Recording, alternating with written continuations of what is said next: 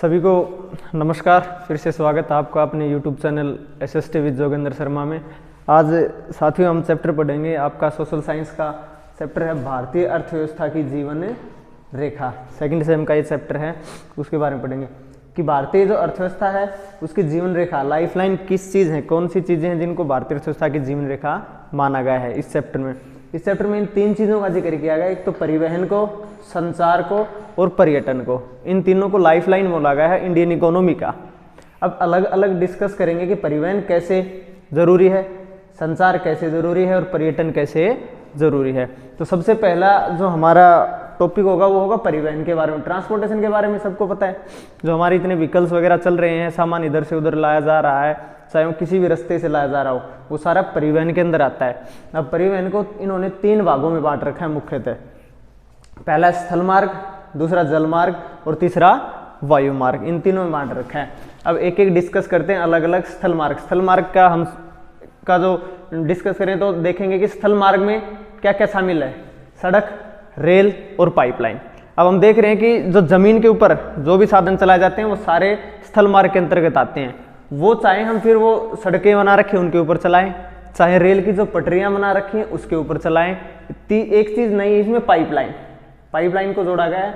Pipeline कैसे है, आप देखते होंगे कि मोस्टली जो तेल वगैरह को एक जगह से दूसरी जगह पे भेजने के लिए पाइपलाइन बिछा दी जाती है, या घरों में चूल्हा जलाने के लिए जो गैस आती है वो भी आजकल पाइपलाइन के थ्रू आने लगी। पहले तो इसका यूज सिर्फ पानी के लिए होता था, लेकिन अब गैस और ऑयल के लिए भी यूज किया जाता है। तो ये तीनों स्थल मार्ग का हिस्सा है। सड़क के द्वारा जितना भी परिवहन होता है, जो हमारी जितनी भी गाड़ियां, मोटरसाइकिल, साइकिल, बाइक चलती हैं, रेल चलती है और पाइपलाइन, ये तीनों हमारे स्थल मार्ग में आते हैं। तो स्थल मार्ग में अगर बात की जाए ना, तो ये आपका नीचे का जो टॉपिक है जल मार्ग और वायु मार्ग के बारे में बाद में बात करेंगे। पहले एक बार ये इंपॉर्टेंट टॉपिक है, इस चैप्टर का सबसे इंपॉर्टेंट क्वेश्चन शायद देखा जाए तो, कि सड़कों के बारे में है। तो भारत में 6 तरह की सड़कें होती हैं।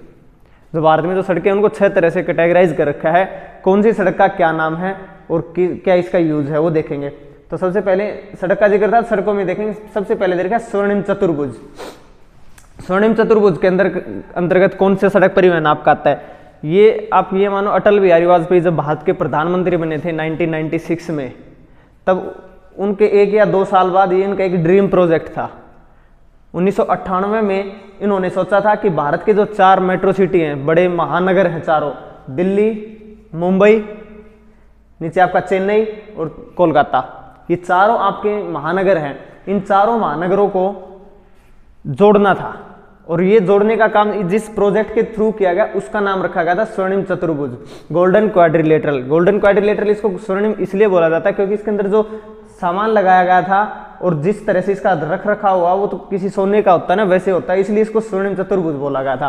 तो स्वर्णिम चतुर्भुज योजना क्या थी, अटल बिहारी वाजपेयी के समय में भारत के चारों महानगर दिल्ली, मुंबई, चेन्नई और कोलकाता को एक सड़क परिवहन के थ्रू जोड़ा गया था, उसको स्वर्णिम चतुर्भुज योजना बोला गया था। 1999 में इसका सारा फ्रेम तैयार हो गया था। 2001 में इस परियोजना के ऊपर काम होना शुरू हो गया था और 2012 में ये परियोजना बनके तैयार हो गई थी। अगर मैप के अंदर देखा जाए ना, तो इसको कैसे जोड़ा गया था, दिल्ली से मुंबई तक की आपकी एक सड़क जोड़ी गई थी, 6 लेन की थी ये। मुंबई से फिर उसको ले जाया गया था आपका चेन्नई, चेन्नई से फिर उसको ले जाया गया था आपका कोलकाता, और कोलकाता से वापिस है मुंबई। ये एक कंप्लीट चारों महानगरों को जोड़ा गया था, जो एक चतुर्भुज बनती है, इसीलिए इस योजना का नाम रखा गया था स्वर्णिम चतुर्भुज योजना। अब टोटल इसकी अगर लंबाई की बात की जाए ना, तो ये 5846 किलोमीटर की लंबाई है। यहां से अगर हम स्टार्ट करें, इसको कंप्लीट पूरा करें, तो हमें 5846 किलोमीटर ट्रेवल करना पड़ेगा, और ये भारत के 13 शहरों से होती हुई गुजरती है। ठीक है, तो इसके अंतर्गत सिर्फ ये नहीं था, एक चीज और जोड़ी गई थी, 2 गलियारे भी जोड़े गए थे। 2 गलियारे कौन से थे, एक गलियारा जिसको बोला जाता आपका उत्तर दक्षिण, दूसरा पूर्व पश्चिम जोड़ा गया था। अब दक्षिण से आपका श्रीनगर से लेकर और यहाँ कन्याकुमारी तक कंप्लीट है गलियारा भी। ये बिल्कुल एज इट इज, सीधा तो बनता नहीं, सड़क थोड़ी बहुत है, यहाँ ऐसे करके जम्मू लाई गई, पठानकोट आ गई, फिर ऐसे करती हुई वो बिल्कुल सीधी आपके कन्याकुमारी तक जोड़ी गई, जिसको बोला जाता दक्षिण उत्तर गलियारा। इसकी कंप्लीट लंबाई की बात की जाए ना तो वो 4000 किलोमीटर आपकी बनाई गई थी। जो दूसरा गलियारा बनाया गया था वो आपका बनाया गया था पूर्व से पश्चिम गलियारा। यहाँ असम में सिलचर जगह है, वहां से पोरबंदर गुजरात तक जोड़ा गया था। ये भी बिल्कुल ऐसे ही सीधी चली थी, यहां से घूमती हुई ऐसे आई थी ये गलियारा। मतलब ये पूरा और पश्चिम को बिल्कुल एक सीधे गलियारे से जोड़ा गया था, एक उत्तर दक्षिण को जोड़ा गया था। ये दो गलियारे इस स्वर्णिम चतुर्भुज योजना के तहत भी बनाए गए थे। जो गलियारा हमारा पूर्व पश्चिम का था उसकी लंबाई 3300 किलोमीटर। इट मीन्स अगर हमारे पूर्व पश्चिम उत्तर गलियारे की बात की जाए दोनों की तो लंबाई लगभग 7300 किलोमीटर थी। और जो हमारी स्वर्णिम चतुर्भुज योजना के तहत ये जो चारों महानगर जोड़े गए थे उनकी लंबाई 5846 किलोमीटर थी। ये थी। चलो बच्चों साथियों इससे आगे बात करते हैं आपके इसके।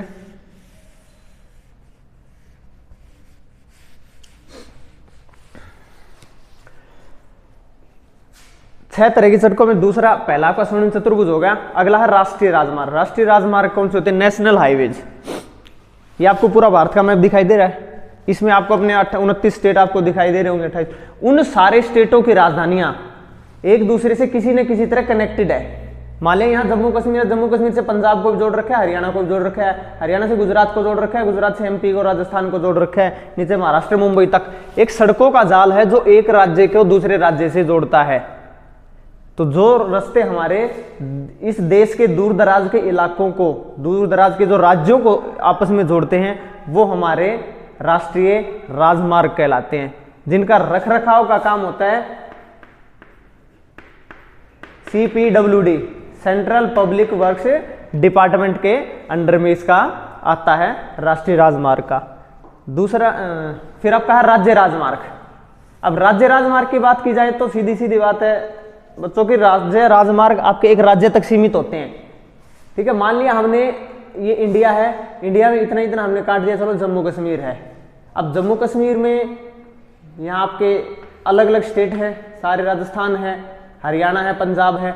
इनमें जो सड़कें जो इसके जिलों को आपस में ऐसे जिले बांट रखे, इसके इस जिले से ये जिला, इस जिले से ये जिला, इस जिले से ये जिला, इसकी राजधानी से इन सारे जिलों को जो सड़कें जोड़ती हैं वो हमारे सारे स्टेट हाईवे होते हैं। इट मीन्स ये स्टेट के अंदर रहते हैं और इनका काम होता है एक स्टेट के अंदर के जो इलाके हैं, जिले हैं, उनको आपस में जोड़ने का काम। और इनका रख रखाव की बात की जाए ना तो रख रखाव का काम जैसे इसमें सेंटर PWD होता था, इसमें स्टेट PWD का काम होता है।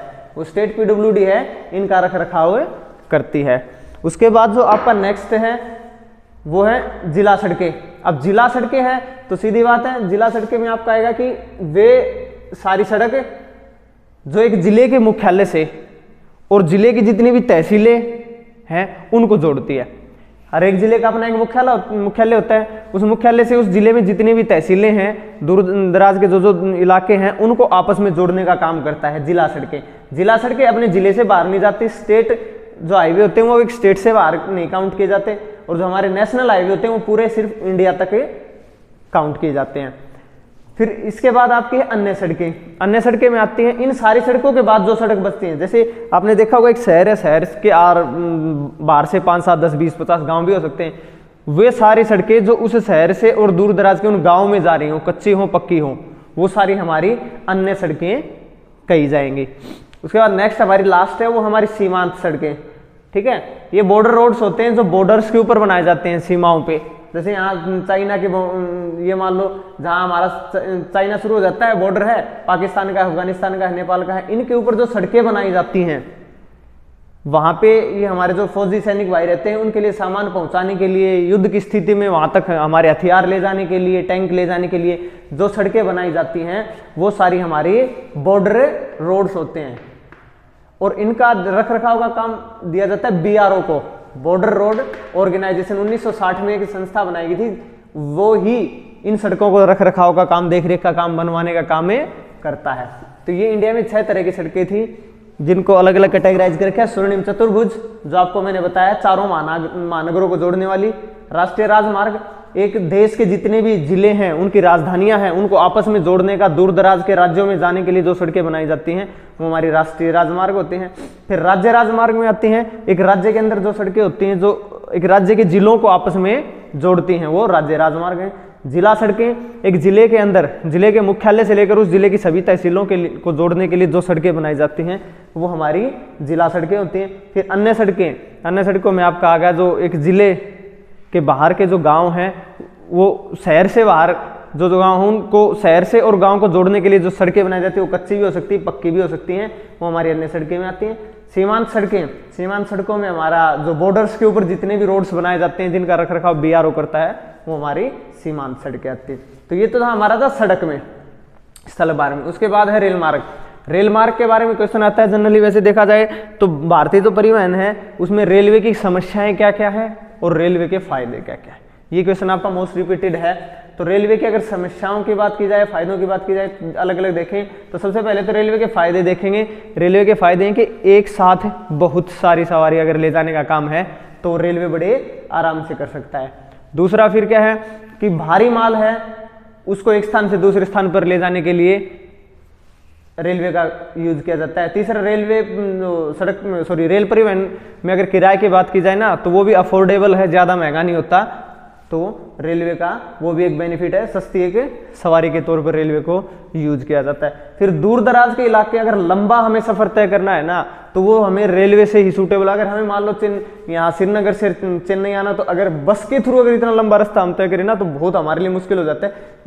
या हमारा रेल परिवहन मोस्ट सूटेबल है लंबी दूरी के लिए, तो वो रेल परिवहन का एक और फायदा है।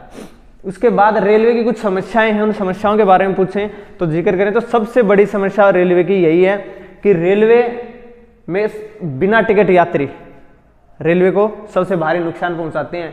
दूसरी समस्या रेलवे की क्या है, रेलवे के अंदर गंदगी फैलाने का काम, गंदगी बहुत ज़्यादा फैलाई जाती है। अब हम जनरली सफ़र करते हैं, देखते हैं कोई पान खा रहा है, कोई गुटखा खा रहा है, कोई धूम्रपान कर रहा है, वो भी इसको गंदगी फैलाता है।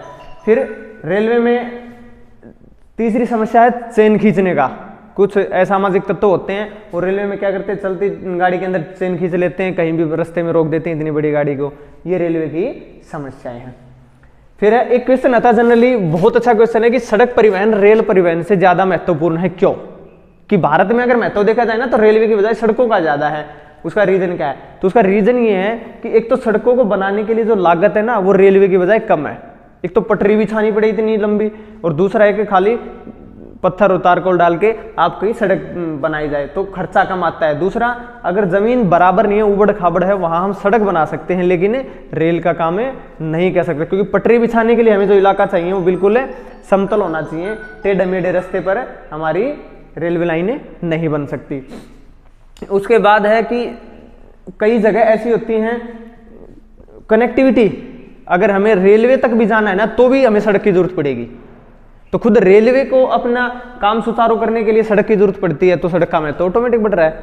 हम एयरपोर्ट पे जा रहे हैं तो सड़क की जरूरत पड़ रही है, तो सड़क की। फिर हर गांव तक हम रेलवे को नहीं ले जा सकते लेकिन सड़कें बना सकते हैं, वो भी एक सड़क के महत्व को और बढ़ावा देता है। फिर अगर दूरी थोड़ी है तो थोड़ी दूरी के लिए हम रेलवे का प्रोजेक्ट नहीं शुरू कर सकते, वहां हमें सड़क परिवहन का ही सहारा लेते हैं। सामान को उतारने चढ़ाने में सड़क परिवहन के लिए जो बसें चलती हैं वो इजी है, ट्रेन में वो भी दिक्कत आने लग जाती है। तो ये कुछ कारण थे जिसकी वजह से सड़क परिवहन हमारा रेलवे परिवहन से ज़्यादा महत्वपूर्ण है। फिर है पाइपलाइन का यूज जनरली हम पहले आज से कुछ 20-25 साल पहले तक देखे थे, सिर्फ पानी को एक जगह से दूसरी जगह पर भेजने के लिए किया जाता था, लेकिन बाद में इसका यूज बढ़ाया गया। इसके थ्रू आजकल गैसेज भेजी जाती हैं, पेट्रोल डीजल को भेजा जाता है, ये भी एक हमारे लिए परिवहन का साधन बन गया। बात वही है, हम तेल को एक ट्रक में डाल रहे हैं, उस ट्रक से टैंक से एक जगह से दूसरी जगह पे वो सामान भेजा जा रहा है, लेकिन तेल भेजा जा रहा है। आज वही काम पाइपलाइनों के थ्रू होने लगा, तो है तो वो भी परिवहन का ये किस्सा। तो ये हमारे स्थल मार्ग में थे। उसके बाद हमारा जल मार्ग 2 तरह का है। जल के द्वारा जो सामान इधर उधर भेजा जाता है या हम आते जाते हैं वो जल मार्ग में आता है। समुद्र में पता है कि जो जलयान हमारे होते हैं, बोट्स वगैरह होती हैं, नौका वगैरह, वो जलयान का एक जल मार्ग का एक हिस्सा है। ये दो तरह का होता है, आंतरिक और समुद्री। आंतरिक कैसे होता है, एक देश है उसके अंदर बहुत सी नदियां हैं, मान लो उस नदी के थ्रू हमने एक स्टेट से दूसरे स्टेट में कोई सामान भेज दिया बोट वगैरह से। अब हल्दिया जो हमारी है वो गंगा से हल्दिया बंदरगाह है, वहाँ यही काम किया जाता है, सामान को एक जगह से दूसरी जगह पर भेजने के लिए। या हम किसी दूसरी नदी के थ्रू अगर सामान भेज रहे हैं एक स्टेट से दूसरे स्टेट में, वो हमारा आंतरिक जलमार्ग का एक पार्ट है। फिर है समुद्री जलमार्ग। समुद्री तो हमें पता है एक देश से बाहर जो समुद्र है, एक देश से दूसरे देश को जो सामान भेजा जाता है वो समुद्री मार्ग के थ्रू ही भेजा जाता है। तो ये हमारे जलमार्ग के कुछ प्रकार थे। अब जलमार्ग का महत्व भी है, कुछ महत्व ये है कि एक तो ये सस्ता साधन है और हद से ज़्यादा भारी जब सामान हो ना, वो हम जो फ्लाइट्स वगैरह से ट्रेन वगैरह से नहीं भेज सकते ना, वो शिप के थ्रू ही भेजा जाता है। और फिर ये सस्ता भी है और इसके अंदर पोल्यूशन भी कम होता है। तो ये इसके कुछ बेनिफिट्स थे। फिर लास्ट हमारा है वायुमार्ग। वायुमार्ग में बता रखे कि बाईप्लेन्स वगैरह जो हम हेलीकॉप्टर्स वगैरह यूज करते हैं वो हमारा वायुमार्ग के अंतर्गत आता है। इसमें दो तरह के होते हैं हमारा वायुमार्ग में, घरेलू और अंतर्राष्ट्रीय फ्लाइट्स। हमने पता होगा डोमेस्टिक और इंटरनेशनल फ्लाइट्स के बारे में सुना होगा। डोमेस्टिक फ्लाइट्स कौन सी होती हैं? अब मान लो हमने दिल्ली से फ्लाइट पकड़ी और हम चेन्नई जा रहे हैं, वो हमारी डोमेस्टिक है। लेकिन अगर दिल्ली से फ्लाइट पकड़ी और हम किसी दूसरे देश में जा रहे हैं, वो हमारी अंतर्राष्ट्रीय फ्लाइट हो गई। तो वायुमार्ग हमारा दो तरह का। अब वायुमार्ग के भी जैसे हमने स्थल मार्ग के महत्व और कुछ कमियां देखी, वैसे ही रेलवे की देखी, जलमार्ग की, वैसे ही वायुमार्ग के थ्रू जो हम करते हैं उसमें भी कुछ महत्व भी हैं इसके, और लेकिन इसके अंदर कुछ कमियां भी हैं। क्या क्या है महत्व? क्या है कि पहला तो सबसे वीआईपी है भाई, ये ट्रैवल के मामले में ट्रैवलिंग की देखें तो सबसे वीआईपी फील हमें प्लेन से ही आता है। फिर दूसरा क्या है, बहुत जल्दी पहुंचा देता है, सफर बहुत जल्दी हमें कवर कर लेते हैं। ये इसके कुछ बेनिफिट्स, अपनी प्रेस्टिजियस अगर ट्रेवलिंग की जाए तो इसमें। लेकिन इसके कुछ नुकसान क्या अगर देखा जाए तो कुछ दोष इसमें वो है कि ये हर आम आदमी की पहुंच से बाहर है। कि जरूरी नहीं कि हर आदमी जैसे रेल और सड़क से परिवहन का यूज करा वैसे ही हर आदमी इसको फ्लाइट्स को भी प्रीफर कर रहा हो, ये नहीं है। क्योंकि ये महंगा बहुत है, खर्चा तो लगता है। वीआईपी आप फील ले रहे हो, वीआईपी ट्रीट ले रहे हो, जल्दी सफर करें तो महंगा भी होगा, तो आम आदमी की पहुंच से बाहर है। और दूसरा क्या, मौसम अगर गड़बड़ हो जाए तो सबसे ज्यादा दिक्कतें फ्लाइट्स में ही आती हैं। तो ये इसकी एक दो समस्याएं थी। तो ये हमारा परिवहन के बारे में कंप्लीट था कि स्थल मार्ग में क्या क्या आते हैं, जल मार्ग में क्या क्या आती है, वायु मार्ग में क्या आते हैं, किसकी क्या समस्याएं, कौन से का महत्व ज्यादा है, कौन से का महत्व कम है। उसके बाद हमारा है संचार, कम्युनिकेशन के बारे में बताया कि अब हमने ये देखा है कि संचार ने हमें इतनी दूरी होते हुए भी एक दूसरे को बिल्कुल पास फील करा रखा है। वो सारा संचार का ही महत्व है। वैसे जैसे परिवहन का था, हम गाड़ी ली, फ्लाइट ली, एक दूसरे के पास पहुंच गए, दूरी बिल्कुल कम लगने लग गई, वैसे ही संचार ने भी बहुत कुछ किया है। तो संचार में हमारे तरह के दो तरह का होता है, एक तो प्राइवेट होता है और एक मास कम्युनिकेशन। कम्युनिकेशन दो तरह का, प्राइवेट और मास कम्युनिकेशन।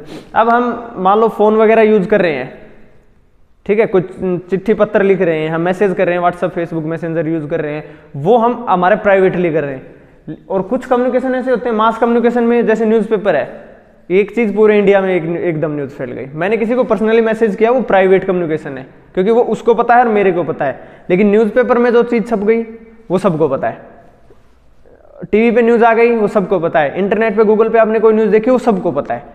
तो वही है कि दो तरह का होता है संचार, एक प्राइवेट जो कुछ सीमित आदमियों तक सूचना पहुंचे वो प्राइवेट कम्युनिकेशन है, और मास कम्युनिकेशन में कोई सूचना जब एक साथ बहुत से लोगों के पास पहुंचे वो हमारा मास कम्युनिकेशन है। संचार में यही आता है क्वेश्चन, अगर जनरली आता है तो कि संचार कितनी तरह का होता है, ये आता है संचार के साधन कौन कौन से। संचार के साधनों में हमारे फोन्स भी यूज कर रहे हैं, लैपटॉप टेलीफोन यूज कर रहे हैं, हम न्यूज़पेपर यूज कर रहे हैं, चिट्ठी पत्र लिख रहे हैं, या फिर सैटेलाइट से कर रहे हैं, इंटरनेट बैंकिंग इंटरनेट वगैरह यूज कर रहे हैं, ये सब हमारे संचार के साधन हैं। तीसरा हमारा टॉपिक है वो पर्यटन। पर्यटन के बारे में आता है, जनरली क्वेश्चन आता है, पर्यटन कितनी तरह का होता है, पर्यटन का महत्व क्या है। तो जब किसी चीज को देखने के लिए लोग दूर दराज से एरिया से आते हैं, कुछ अच्छी चीजें होती हैं, वो पर्यटन माना जाता है। पर्यटन किसी भी तरह का हो सकता है, हमारी विरासत को देखने के लिए भी कुछ लोग आ सकते हैं बाहर से, हम भी जा सकते हैं, जैसे हमारा ताजमहल, लाल किला है। हमारी संस्कृति को देखने के लिए अब अच्छे अच्छे मेले लगते हैं, वहाँ हमारी लोकल हम वेशभूषा पहनते हैं, हमारा डांस करते हैं, फोक डांस करते हैं, ये वो हमारी संस्कृति को देखने के लिए आते हैं। कुछ साइंटिफिकली भी होते हैं, कुछ ऐसी जगह होती है जहाँ हमारे साइंस की चीज़ें होती हैं, उनको देखने के लिए लैब्स वगैरह के लिए, या फिर हमारे म्यूजियम को देखने के लिए बाहर से लोग आ रहे हैं। तो कुछ 3-4 तरह के हमारे पर्यटन हैं। पर्यटन के महत्व में ये आता है कि पर्यटन जब होता है तो सबसे पहला तो हमारी अर्थव्यवस्था मजबूत होती है, पैसा कमाने को मिलता है। दूसरा देश के हमारे देश में आते हैं, हम किसी दूसरे देश के में जाते हैं तो उनकी संस्कृति से घुलते हैं, एक विविधता है वो कम हो जाती है, रोजगार का अवसर भी मिलते हैं इसमें। तो ये आपका पर्यटन का था। तो ये छोटा सा टॉपिक, तीनों टाइप दे रखे थे, परिवहन, संचार और पर्यटन कैसे हमारी अर्थव्यवस्था को मजबूती देते हैं। इनके ऊपर छोटे छोटे ये कुछ क्वेश्चन थे। एक टॉपिक इन सब के अलावा इसके अंदर आता है, मैप का काम भी आता है, वो आता है प्रमुख भारतीय बंदरगाह। भारत की कुछ बंदरगाहें हैं जिनका हम जिक्र करेंगे। 1 2 3 4 5 6 7 8 9 10 11 12 13 14 बंदरगाहों का जिक्र करके 1 बाय 1 देखेंगे ना। तो सबसे पहले हम देखेंगे कि कांडला बंदरगाह मैंने लिखा हुआ है, जिसका नाम बदल के अब PDDU पंडित दीनदयाल उपाध्याय का रखा है। तो आपको दोनों में से कोई भी नाम आ जाए तो आप समझ लेना कि कांडला बंदरगाह का जिक्र किया गया, जो हमारी गुजरात के अंदर है। लोकेशन देखनी है, ये लोकेशन आएगी कि कौन सी बंदरगाह कहाँ पे है। अगली बंदरगाह हमारी मुंबई है, जो मैं यहाँ पॉइंट आउट कर रहा हूँ, और नावा सेवा, ये 2 बंदरगाहें हमारी हैं जो महाराष्ट्र के अंदर शामिल की गई। अगला हमारी मारमागोवा बंदरगाह है, जो गोवा के अंदर आती है। इनकी लोकेशन का ध्यान रखना है बस। फिर अगली हमारी बंदरगाह वो न्यू मैंगलोर है, जो कर्नाटक, बेंगलोर के नाम से आप याद रख लेना, कर्नाटक के अंदर है। नीचे हमारी केरल के अंदर हमारी एक बंदरगाह, मेन बंदरगाह, जिसका नाम बोला जाता है कोचीन बंदरगाह। तो हमारी पश्चिमी तट की बंदरगाहों में कांडला, जो गुजरात में है, मुंबई और नावा सेवा, जो आपकी महाराष्ट्र में है, मारमागोवा, जो गोवा में है, न्यू बेंगलोर, जो कर्नाटक में है, कोचीन, जो आपकी केरल में है। अगर बात की जाए पूर्वी तट की बंदरगाहों की, तो पूर्वी तट के हमारा नीचे तमिलनाडु है। तमिलनाडु के अंदर 3 बंदरगाहें हैं, सबसे नीचे तूतीकोरिन, फिर चेन्नई और फिर एन्नोर। ये तीनों बंदरगाहें हमारी तमिलनाडु में हैं। फिर इससे ऊपर अगर थोड़ा सा हम चलें,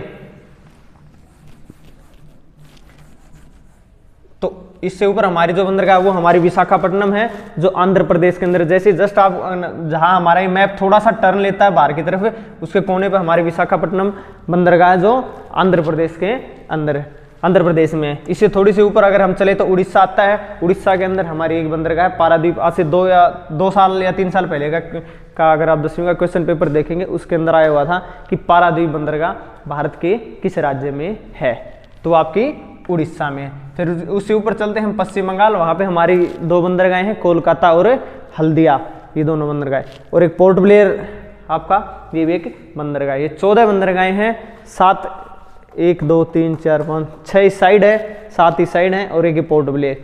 ये हमारी 13 से 14 बंदरगाहें। इनमें से 1 नंबर का क्वेश्चन आता है, सिर्फ लोकेशन आएगी, आपको लोकेशन देख के पता करना कि कौन सी बंदरगाह और किस राज्य में।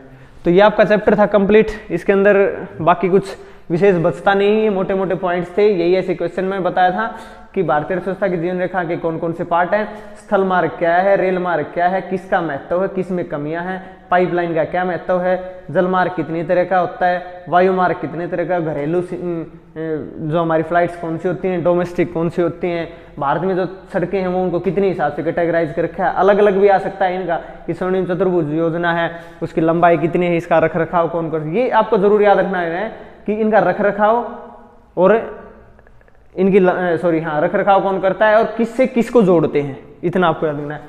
उसके बाद आपका बंदरगाह में से क्वेश्चन पूछा जा सकता है। तो आज की वीडियो के लिए इतना ही काफ़ी है। आपका ओप्सो की चैप्टर कंप्लीट होगा, फिर भी अगर आपको लगे कि इसमें कुछ कमी है तो आप लोग कमेंट सेक्शन में कमेंट डाल के पूछ सकते हैं। Thank you, have a nice day.